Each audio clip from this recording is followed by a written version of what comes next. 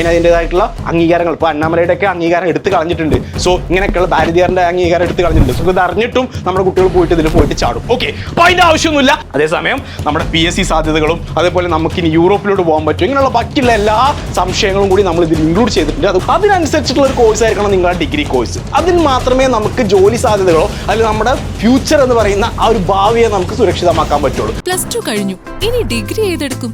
കോഴ്സുകളെ കുറിച്ച് യാതൊരു ഐഡിയയും ഇല്ല. ആകെ കൺഫ്യൂഷൻ ആയല്ലോ. ഇങ്ങനെയൊക്കെയുള്ള ചോദ്യങ്ങൾ നിങ്ങളെ അലട്ടുന്നുണ്ടോ? എന്നാൽ ഇനി ടെൻഷൻ വേണ്ട, പരിഹാരമുണ്ട്. ആദിൽ സാറിന്റെ സൗജന്യ ബാസ് ഡിഗ്രി ഫൗണ്ടേഷൻ ക്ലാസ്സിലോട്ട് അഡ്മിഷൻ ആരംഭിച്ചിരിക്കുന്നു. ഇപ്പോൾ തന്നെ നിങ്ങളുടെ സീറ്റ് ഉറപ്പാക്കൂ. ഹലോ എവരിവൺ, ബാസ് സ്റ്റഡി സെന്ററിന്റെ പുതിയൊരു വീഡിയോയിലോട്ട് എല്ലാവർക്കും സ്വാഗതം. NUS ഒക്ടോബർ 2024 പരീക്ഷ എഴുതി റിസൾട്ട് കാത്തിരിക്കുകയാണ്. അതല്ല, കഴിഞ്ഞ വർഷം അതിന് മുമ്പത്തെ വർഷങ്ങളിലൊക്കെ ആയിട്ട് +2 പാസ്സായി, സയൻസോ കൊമേഴ്സോ ഹ്യൂമാനിറ്റീസോ വ്യത്യസ്ത സ്ട്രീമുകളിൽ നിന്ന് +2 പാസ്സായ കുട്ടികൾ, അതല്ലെങ്കിൽ ഇപ്പോൾ +2ന് റിസൾട്ട് കാത്തിരിക്കുന്ന കുട്ടികൾക്കൊക്കെ ഏറ്റവും പ്രധാനപ്പെട്ട കാര്യമായിരിക്കും ഇനി അങ്ങോട്ട് എങ്ങനെയാണ് പോകുക എന്നുള്ളത്. നമുക്ക് മുമ്പോട്ട് പോകുമ്പോൾ നമ്മുടെ മുമ്പിലുള്ള ഓപ്പർച്യൂണിറ്റീസ് ഒരുപാട് സാധ്യതകളാണ് നമുക്കുള്ളത്. സോ അത്രയും സാധ്യതകളിൽ നമുക്ക് ആപ്റ്റ് ആയിട്ടുള്ളത് ഏതാണ്, അതേപോലെ നമ്മളെ കൊണ്ട് സാധിക്കുന്നത്, നമുക്ക് ഏറ്റവും ഇമ്പാക്റ്റ് നൽകുന്ന, യൂസ്ഫുൾ ആവുന്ന ഏത് മേഖലയാണെന്ന് തിരഞ്ഞെടുക്കുന്ന ഏറ്റവും പ്രയാസകരമായിട്ടുള്ള എന്നാൽ ഏറ്റവും നമ്മുടെ നിർണായകമായിട്ടുള്ള ഒരു ഭാഗമാണ് നമ്മുടെ തുടർ പഠനം എന്ന് പറയുന്നത്. അപ്പൊ നമ്മൾ ഇന്നത്തെ വീഡിയോയിൽ പറയാൻ പോകുന്നത് +2 റിസൾട്ട് കാത്തിരിക്കുന്ന കുട്ടികൾക്കും +2 ഓൾറെഡി പാസ്സായ കുട്ടികൾക്കൊക്കെ മുന്നോട്ട് പോകാനുള്ള ഏറ്റവും വലിയ സാധ്യതകളാണ് നമ്മൾ ഡിസ്കസ് ചെയ്യുന്നത്. നമുക്ക് നമ്മുടെ വീഡിയോയിലോട്ട് പോവാം.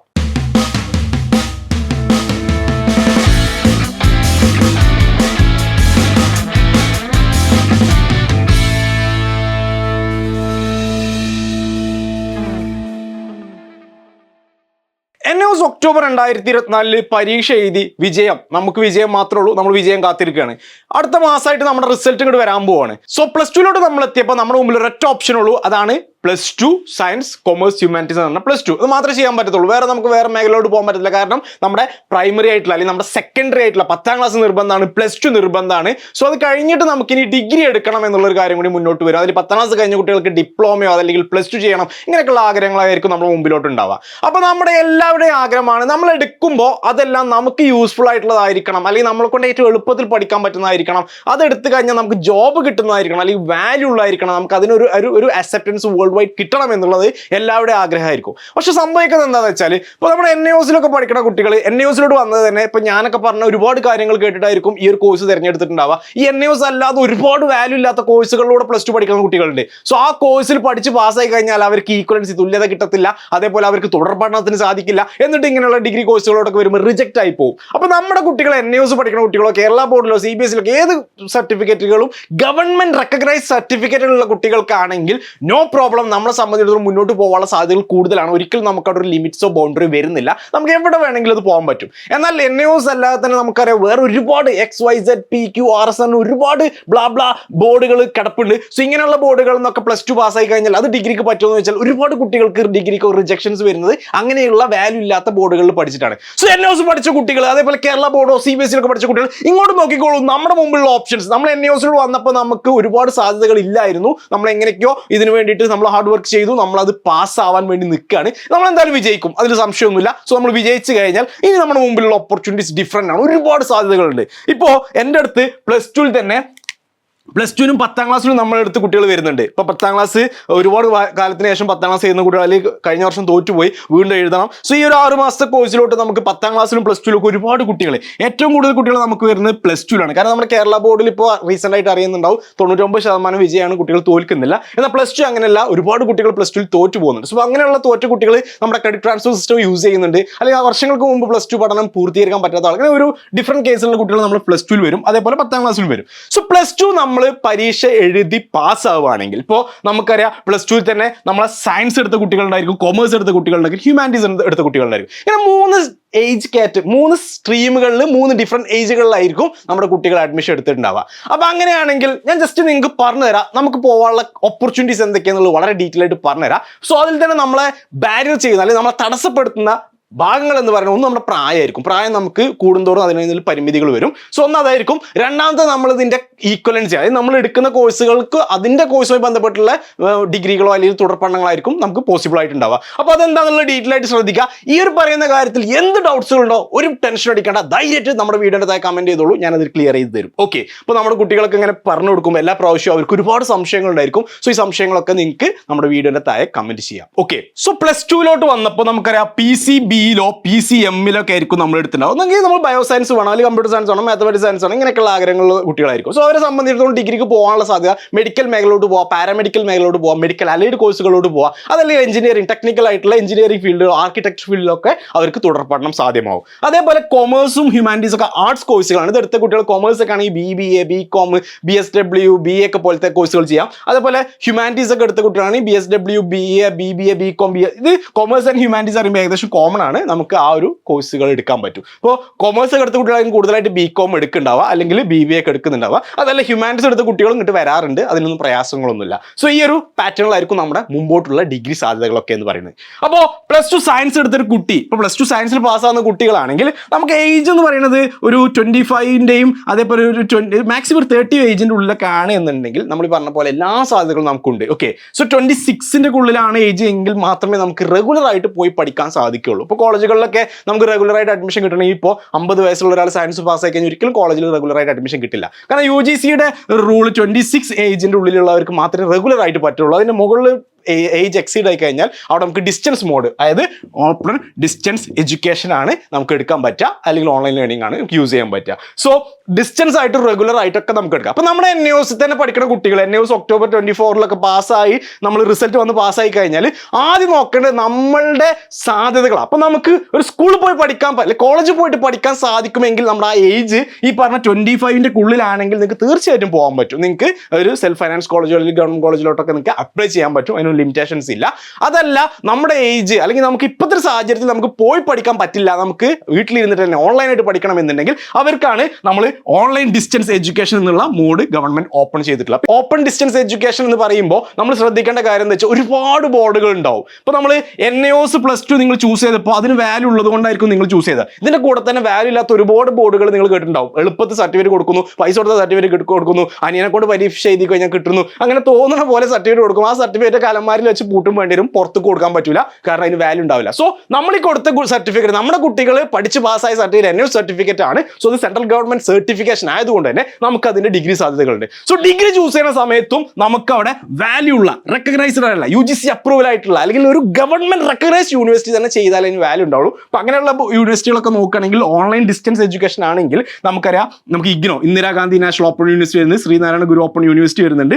സോ അതർ ബോർഡുകളൊക്കെ ഉണ്ടായിരിക്കും. പക്ഷേ ഏറ്റവും വാല്യൂ ഉള്ളതാണ് നമ്മുടെ IGNO Indira Gandhi national open university. കാരണം അതെടുത്ത് കഴിഞ്ഞാൽ അതുകൊണ്ട് നമുക്ക് ഏത് മേഖലയിലോട്ട് അപ്ലൈ ചെയ്യാൻ പറ്റും. ഇപ്പോൾ നമ്മളെ സിവിൽ സർവീസിന്റെ ഒക്കെ എക്സാമിനേഷൻ്റെ റെഫറൻസ് എന്ന് പറയുന്നത് തന്നെ IGNOന്റെ സിലബസ് ആണ്. സോ അത്രയും ടോപ്പ് സിലബസ്. നമ്മൾ NIOS എടുത്തപ്പോൾ നമ്മുടെ കുട്ടികൾക്ക് ആ ഒരു ഈക്വലൻസി തുല്യത കിട്ടാൻ കാരണം എന്താ, നമ്മുടെ NIOS പറയുന്നത് സ്റ്റാൻഡേർഡ് സിലബസ് ആണ്. അതേപോലെ തന്നെ ആ same standard central government NIOS central government ആണെങ്കിൽ IGNO ഒബ്വിയസ്ലി എന്താണ് സെൻട്രൽ ഗവൺമെന്റ് ആണ്. സോ കുട്ടികളെ ഏറ്റവും ഇമ്പോർട്ടൻ്റ് ആയിട്ട് ക്വാളിറ്റിയിലോട് കൂടി നല്ലൊരു വിദ്യാഭ്യാസം വേണം, എനിക്ക് എല്ലായിടത്തും പോകണം, എല്ലായിടത്തും എനിക്ക് പോകണം, എവിടെ റിജക്റ്റ് വരാൻ പാടില്ല എന്നുണ്ടെങ്കിൽ നമ്മൾ IGNO ചൂസ് ചെയ്യുക. ഏറ്റവും ബെസ്റ്റ് അത് തന്നെയാണ്, വേറൊരു കോഴ്സ് ഇല്ല. ഓക്കെ, അതല്ലെങ്കിൽ നമ്മൾ പിന്നെ സ്റ്റേറ്റ് ബോർഡുകളായിട്ടുള്ള ശ്രീനാരായണ ഗുരു ഓപ്പൺ യൂണിവേഴ്സിറ്റി, അതല്ലാതെ വേറെ ഒരുപാട് യൂണിവേഴ്സിറ്റികൾ ഉണ്ടായിരിക്കും, അണ്ണാമലൈ, ഭാരതീയർ, മധുര, ക്യാമറ, ഇങ്ങനെ ഒരുപാട് ബോർഡുകളൊക്കെ ഉണ്ടായിരിക്കും. സോ അങ്ങനെയുള്ള ബോർഡുകളോട് പോകേണ്ട. ജൂറിസ്ഡിക്ഷൻ ലോ ഉണ്ട്, ഞാൻ മുമ്പൊരു വീഡിയോയിൽ പറഞ്ഞിരുന്നു, നമുക്കൊരു ജൂറിസ്ഡിക്ഷൻ ഉണ്ട്, ആ ജൂറിസ്ഡിക്ഷൻ്റെ ഉള്ളിലുള്ള ബോർഡുകളായിരിക്കണം എന്നുള്ളതാണ്. ഓക്കെ, ഇപ്പോൾ നമ്മളിവിടെ കേരളത്തിൽ നിന്ന് തമിഴ്നാട്ടിൽ പരീക്ഷ എഴുതുമ്പോൾ അതിൻ്റെതായിട്ടുള്ള അംഗീകാരങ്ങൾ, ഇപ്പോൾ അണ്ണാമലയുടെ ഒക്കെ അംഗീകാരം എടുത്ത് കളഞ്ഞിട്ടുണ്ട്. സോ ഇങ്ങനെയൊക്കെയുള്ള ഭാരതീയറിന്റെ അംഗീകാരം എടുത്ത് കളഞ്ഞിട്ടുണ്ട്. സോ ഇത് അറിഞ്ഞിട്ടും നമ്മുടെ കുട്ടികൾ പോയിട്ട് ഇതിൽ പോയിട്ട് ചാടും. ഓക്കെ,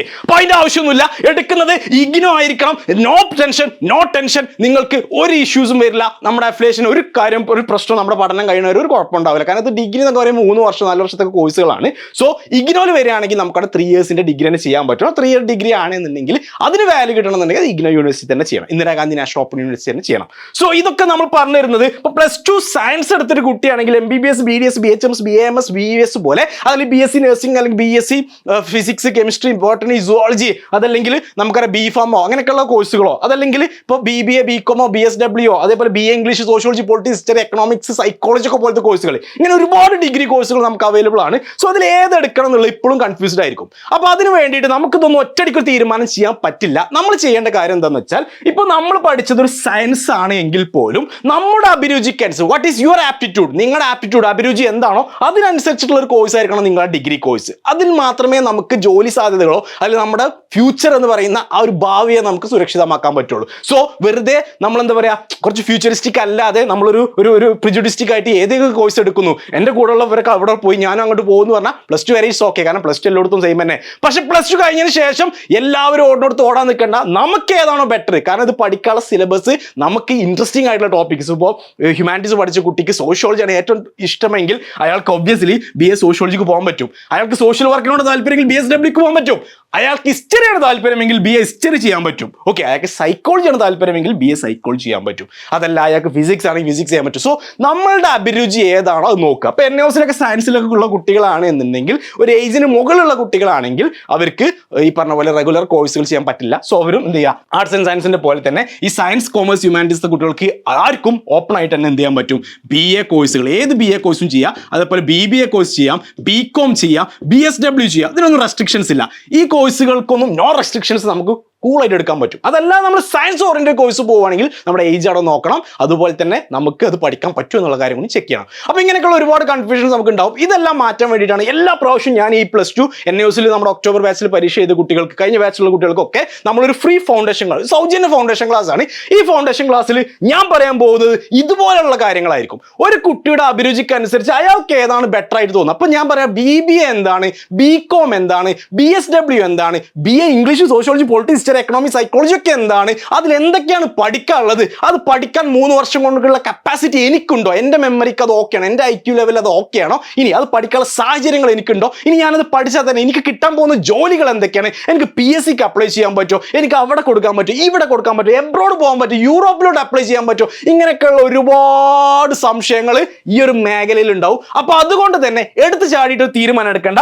നമ്മളൊരു 1 month ഫ്രീ ഫൗണ്ടേഷൻ, സൗജന്യമാണ് മക്കളെ, സൗജന്യമാണ്. ഒരു 1 month സൗജന്യമായിട്ടുള്ള ഒരു ഫൗണ്ടേഷൻ ക്ലാസ് ഞാൻ കോൺടാക്ട് ചെയ്യുന്നുണ്ട്. സോ ഈ കോഴ്സിലോട്ട് വരുമ്പോൾ അത് ആർക്കും രജിസ്റ്റർ ചെയ്യാം. ഇത് രജിസ്റ്റർ ചെയ്യണമെന്നുണ്ടെങ്കിൽ നിങ്ങൾക്ക് ജസ്റ്റ് NOസിൽ പഠിക്കുന്ന പഠിച്ച് പാസ്സാകാൻ പോകുന്ന കുട്ടികളാണെങ്കിൽ ജസ്റ്റ് NOസിന് ID കാർഡ് അയച്ചാൽ മതി. ഇനി അതർ ബോർഡുകളാണെങ്കിൽ നിങ്ങളുടെ പ്രീവിയസ് ക്വാളിഫിക്കേഷൻ്റെ സർട്ടിഫിക്കറ്റോ അതല്ലെങ്കിൽ നിങ്ങളുടെ ഒരു ID പ്രൂഫ് മാത്രം നമുക്ക് രജിസ്ട്രേഷൻ എൻട്രിക്ക് കൊടുത്താൽ നമുക്ക് ഒബ്വിയസ്ലി ഈ ഒരു ആപ്പിൻ്റെ, നമ്മുടെ ലേണിംഗ് ആപ്പ് ത്രൂ ആണ് ഈ ക്ലാസ് വരുന്നത്. ഫ്രീ ക്ലാസ് ആണ്, ആർക്കും ഇതിലോട്ട് ജോയിൻ ചെയ്യാം, നിങ്ങൾക്ക് ആക്സസ് ചെയ്ത് ക്ലാസ്സുകൾ അറ്റൻഡ് ചെയ്യാം. സൗജന്യമായിട്ടുള്ള ഈ ഒരു 1 month ക്ലാസ് അറ്റൻഡ് ചെയ്താൽ നമുക്ക് ആ ഒരു നമ്മുടെ റിസൾട്ട് വരെ ഏകദേശം ജനുവരി പകുതിയൊക്കെ ആകുമ്പോഴേക്കായിരിക്കും. സോ അപ്പോഴത്തേക്കും നമ്മുടെ ഈ കോഴ്സ് കംപ്ലീറ്റ് ആയിട്ട് നമ്മൾ തീരുമാനത്തിലായിരിക്കും ഏത് കോഴ്സ് നമ്മൾ എടുക്കണം എന്നുള്ളത്. സോ നമ്മൾ റിസൾട്ട് വരുന്നവർ കൂടി നമ്മൾ ആ കോഴ്സിനോട്ട് വേണ്ടിയിട്ടുള്ള കാര്യങ്ങൾ നോക്കുന്നു. സോ നമ്മൾ എടുക്കുന്ന ഒരു കോഴ്സ് അതിനുള്ള കോളേജുകൾ ഏതാണ്, അതല്ലെങ്കിൽ അതിന്റെ യൂണിവേഴ്സിറ്റി ഏതാണ്, ഡിസ്റ്റൻസ് ആണ് IGNO എടുക്കണോ, ശ്രീനാരായണഗുരു എടുക്കണോ, അണ്ണാമല എടുക്കണോ, ഭാരതിയാർ എടുക്കണോ, മധുര ക്യാമ്പറാജ് എടുക്കണോ. സോ അതൊന്നും വേണ്ട, വാല്യൂ ഉള്ളൊരു യൂണിവേഴ്സിറ്റി എനിക്ക് വേണം, എൻ്റെ യൂണിവേഴ്സിറ്റി ഇതാണ് ഞാൻ പഠിക്കാൻ പോകുന്നത് എന്നുള്ളത് തീരുമാനിക്കാനുള്ള നമ്മുടെ ഒരു മെച്ചൂരിറ്റി പീരീഡ് ആണ് ഈ ഒരു 1 month ഡിസിഷൻ മേക്കിംഗ് ടൈമാണ്. സോ അതുകൊണ്ട് തന്നെ ഈ ഒരു ഫ്രീ ഫൗണ്ടേഷൻ ക്ലാസ്സിൽ എല്ലാവർക്കും ജോയിൻ ചെയ്യാം. ഇത് ജോയിൻ ചെയ്യാൻ വേണ്ടി താഴെ കാണുന്ന നമ്പറിലോട്ട് നിങ്ങൾക്ക് ജസ്റ്റ് വിളിച്ചിട്ട് നിങ്ങളുടെ സീറ്റ് ബുക്ക് ചെയ്താൽ മതി. ആദ്യം രജിസ്റ്റർ ചെയ്യുന്ന 1000 കുട്ടികൾക്കാണ് നമ്മൾ ഈ ഒരു സൗകര്യം ഒരുക്കിയിട്ടുള്ളത്. ഈ ഒരു കോഴ്സിനെ കുറിച്ച് ഞാൻ മുമ്പ് ഒരു വീഡിയോയിൽ പറഞ്ഞിരുന്നു. അന്ന് നമ്മൾ ഇതിന്റെ ബുക്കിംഗ് ഒന്നും സ്റ്റാർട്ട് ചെയ്തില്ല, പക്ഷേ പ്രീ ബുക്കിംഗ് തന്നെ നമുക്ക് ഏകദേശം 500ഓളം കുട്ടികൾ ഇത് ഫ്രീ ആയിട്ട് രജിസ്റ്റർ ചെയ്ത് കഴിഞ്ഞു. ഇനി നമുക്ക് 500 സീറ്റും കൂടിയാണ് ഉള്ളത്. സോ അതിലോട്ട് ഇപ്പോൾ തന്നെ നിങ്ങൾക്ക് വിളിച്ചിട്ട് നിങ്ങൾക്ക് എൻട്രി ചെയ്യാം. സോ 1000 കുട്ടികളുടെ ആ ഒരു ബാച്ച് നമ്മൾ ഈ ഒരു വീക്ക് തന്നെ സ്റ്റാർട്ട് ചെയ്യാൻ പോകുന്നു. സോ സ്റ്റാർട്ട് ചെയ്ത് കഴിഞ്ഞാൽ നമുക്കൊരു 1 month ക്ലാസ് ആണ്, ഫ്രീ ക്ലാസ് ആണ്. അത് നിങ്ങൾ എപ്പോഴും അറ്റൻഡ് ചെയ്യേണ്ട ആവശ്യമില്ല, അതൊക്കെ നിങ്ങൾക്ക് അവൈലബിൾ ആണ്. 24 hours നിങ്ങൾക്ക് നമ്മുടെ ലേണിംഗ് ആപ്പിൽ അവൈലബിൾ ആയിരിക്കും. സോ ആ ക്ലാസ് നിങ്ങൾക്ക് അറ്റൻഡ് ചെയ്യാൻ പറ്റും. നിങ്ങളുടെ സൗകര്യത്തിനനുസരിച്ച് നിങ്ങൾക്ക് ആ ക്ലാസ് ഒന്ന് അറ്റൻഡ് ചെയ്ത് നോക്കാം. ക്ലാസ് എന്ന് പറയുമ്പോൾ വലിയ ക്ലാസ്സുകളൊന്നും ആവില്ല. ഓരോ കോഴ്സിനെ കുറിച്ചിട്ടും അതാത് കോഴ്സുകൾ എന്താണ് എന്നുള്ളതും അതേപോലെ ആ കോഴ്സ് പഠിച്ചാലുള്ള സാധ്യതകൾ എങ്ങനെയാണ് പഠിക്കാൻ പറ്റും എന്നുള്ള ബേസിക് ആയിട്ടുള്ള കാര്യങ്ങൾ അതിനെക്കുറിച്ചുള്ള ഒരു ഇൻട്രോ സെക്ഷനുകളായിരിക്കും നമുക്ക് ഈ ഒരു ഫൗണ്ടേഷൻ ക്ലാസ്സിൽ ഇൻക്ലൂഡ് ചെയ്യാം. അതേസമയം നമ്മുടെ PSC സാധ്യതകളും അതേപോലെ നമുക്ക് ഇനി യൂറോപ്പിലോട്ട് പോകാൻ പറ്റും ഇങ്ങനെയുള്ള ബാക്കിയുള്ള എല്ലാ സംശയങ്ങളും കൂടി നമ്മൾ ഇതിൽ ഇൻക്ലൂഡ് ചെയ്തിട്ടുണ്ട്. അതും കൂടി ഇൻകോപ്പറേറ്റ് ചെയ്തിട്ടാണ് നമ്മൾ ഈ ഒരു കോഴ്സിനെ കൊണ്ടുവന്നിട്ടുള്ളത്. സോ ഈ സൗജന്യ ഫൗണ്ടേഷൻ ക്ലാസ് മക്കളെ ആരംഭിക്കട്ടോ.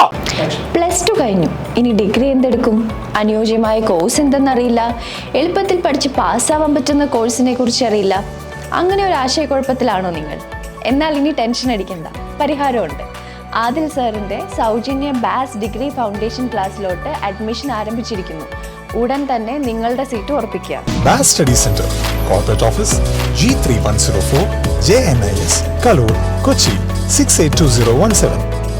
അപ്പൊ ഇനി മടിക്കണ്ട, ധൈര്യമായിട്ട് കയറിപ്പോ ഒരു ഫ്രീ ഫൗണ്ടേഷൻ ക്ലാസ്സിലോട്ട് എല്ലാവർക്കും ജോയിൻ ചെയ്യാം. താഴെ കാണുന്ന നമ്മളോട് വിളിച്ച് ഇന്ന് തന്നെ നിങ്ങൾക്ക് രജിസ്റ്റർ ചെയ്യാം. ഓക്കെ, സോ നമ്മൾ പറഞ്ഞത് +2 പഠിച്ച കുട്ടികൾക്ക് ഇനിയുള്ള തുടർ പഠനം, അറ്റ് ദ സെയിം ടൈം നമ്മുടെ 10ാം ക്ലാസ്സിലൊക്കെ പഠിച്ച കുട്ടികൾക്ക് അവരുടെ മുമ്പിലുള്ള ഓപ്ഷൻ മക്കളെ ഒരിക്കലും +2 ചെയ്യാതിരിക്കരുത്. +2 കഴിഞ്ഞിട്ടാണ് നമുക്ക് ഈ ഓപ്ഷൻസ് വരുന്നത്. +2 ചെയ്യുക, അതല്ലെങ്കിൽ നിങ്ങൾക്ക് പാരലായിട്ട് ഡിപ്ലോമ കോഴ്സുകൾ ചെയ്യാൻ പറ്റും, പോളി ഡിപ്ലോമ കോഴ്സുകൾ ചെയ്യാൻ പറ്റും. സോ 10ാം ക്ലാസ് കഴിഞ്ഞ കുട്ടികൾ ഈ വീഡിയോ കാണുന്നുണ്ട്, തീർച്ചയായിട്ടും നിങ്ങൾ ഡിപ്ലോമ കോഴ്സുകളിലോട്ടോ അതല്ലെങ്കിൽ നിങ്ങൾ എന്തായാലും നിർബന്ധമായിട്ടുള്ള മാൻഡേറ്ററി +2 നമുക്ക് നിർബന്ധമാണ്, മാൻഡേറ്ററി ആണ്. സോ +2 രജിസ്റ്റർ ചെയ്യുക. +2 രജിസ്ട്രേഷൻ നമ്മുടെ ബാസ് സ്റ്റഡി സെന്ററിൽ സ്റ്റാർട്ട് ചെയ്തിട്ടുണ്ട്. സോ അത് നിങ്ങൾക്ക് താഴെ കാണുന്ന നമ്മളോട് വിളിച്ച് നിങ്ങൾക്ക് അതിലോട്ട് രജിസ്ട്രേഷൻ ഇടാം. സോ രജിസ്റ്റർ ചെയ്യുമ്പോൾ നമുക്കറിയാം 2 ഇയറിന്റെ ഗ്യാപ്പ് കാണിക്കണം. ആദ്യത്തെ 4 സബ്ജക്ട്സ് ഫസ്റ്റ് അറ്റംപ്റ്റിലും ബാക്കി നമുക്കൊരു 1 ഇയർ ഗ്യാപ്പിലായിരിക്കും നമ്മൾ ഈ ഒരു എക്സാം കോണ്ടക്ട് ചെയ്യുക. സോ 10ാം ക്ലാസ് കഴിഞ്ഞ കുട്ടികൾക്ക് ഡയറക്റ്റ് +2 നമ്മുടെ ബാസ് സ്റ്റഡി സെന്ററിൽ തന്നെ എടുക്കാൻ പറ്റും. ഓക്കെ, അതേപോലെ +2 പഠിച്ച കുട്ടികൾ NAOS മാത്രമല്ല ഏത് ബോർഡ് ആയിക്കോട്ടെ, നമ്മളിപ്പോൾ ഒരു ഡിഗ്രി പഠിക്കണം എന്ന് ആഗ്രഹം ഉണ്ടെങ്കിൽ വെറുതെ ചാടിക്കയറി ഏതെങ്കിലും ഡിഗ്രി എടുക്കാതെ നമ്മൾക്ക് ഈ ഒരു ഫൗണ്ടേഷൻ ക്ലാസ് അറ്റൻഡ് ചെയ്ത് നോക്കാം.